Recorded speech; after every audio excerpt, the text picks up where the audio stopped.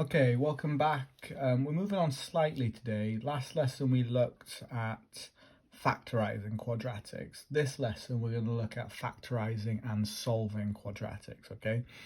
Now, if this lesson relies highly on what we did last lesson, so if you're still not sure about that, then I think it would be a good idea for you to look back at it and then come back to this lesson, okay? But today we're going to move on. So, we've got 4 questions here and I'm going to show you methods for each one, okay? So, first one, solve x squared plus 5x plus 6 equals 0. Now, what I'm going to do is I'm going to put x squared plus 5x plus 6 into brackets. I'm going to factorise it. I'm not going to go into the method of it. All I'm going to do is give you the answer for that bit. So what you should end up with is x plus 3 and x plus 2 in your brackets, and that all equals 0.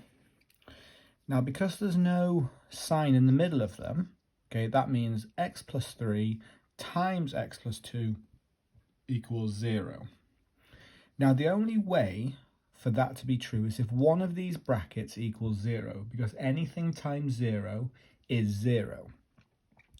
So, x plus 3 must equal 0, or x plus 2 equals 0. Now what we need to do is we need to solve these. Now we've done this before, okay? If solving x plus 3 equals 0, we're going to take this plus 3 to the other side, so we end up with x equals minus 3, or x would equal minus 2. Now with these, you will end up with 2 answers, and that is exactly what you're supposed to end up with. Okay, you're supposed to end up with 2 answers that come out of the brackets, okay?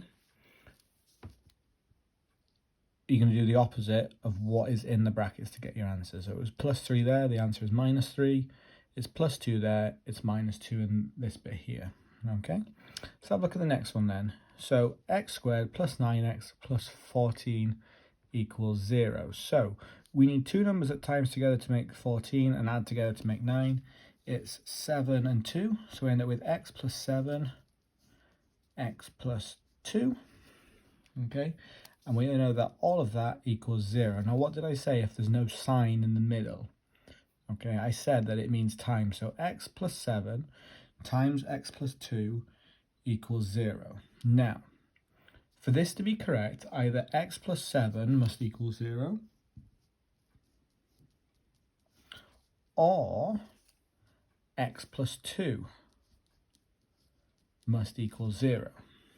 Okay, again, we're going to solve it, so we end up with x minus 7, x equals minus 7, or x equals minus 2. If you notice, it's the opposite of what is in the brackets. Okay, let's have a look at this one then. Okay, so solve x squared plus 20x plus 20 equals 0. In the brackets, you're going to end up with x plus 1 and x plus 20, okay, equals 0. So one of these brackets must equal 0. So we end up with x equals minus 1, or x equals minus 20.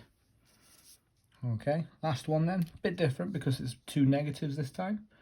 So what we need to do, we need 2 numbers that times together to make it 18 and add together to make minus 3. So it's going to be x minus 6 and x plus 3. Now this obviously goes back to what we were doing last lesson, okay? So if you're not sure on this, this is the bit that we need to double check. It's not, this going from that step to that step isn't difficult, I don't think. The difficult bit here is finding out what you factorize. So if you're not sure on that, please go back and have a look at what we did last lesson on it, okay? So in this case, x minus 6 would equal 0, or x minus 3 equals 0. Sorry, x plus 3 equals 0. So x then would equal 6, or x equals minus 3. Now, if you notice, it's the opposite of what is happening in the brackets. So just to kind of sum it up a bit, okay, you need to factorize, which is what we were doing last lesson. And then to get your actual answers, you need to solve each bracket to make it equal to 0. So it ends up being the opposite of what it currently is. It was a negative there, it's a positive there. It was a positive there, it was a negative there. Positive, positive, negative, negative. It's the opposite of what is in the brackets, okay? If you've got any issues on this, let me know. I will give you a worksheet to go with it as well. Have a good day, guys.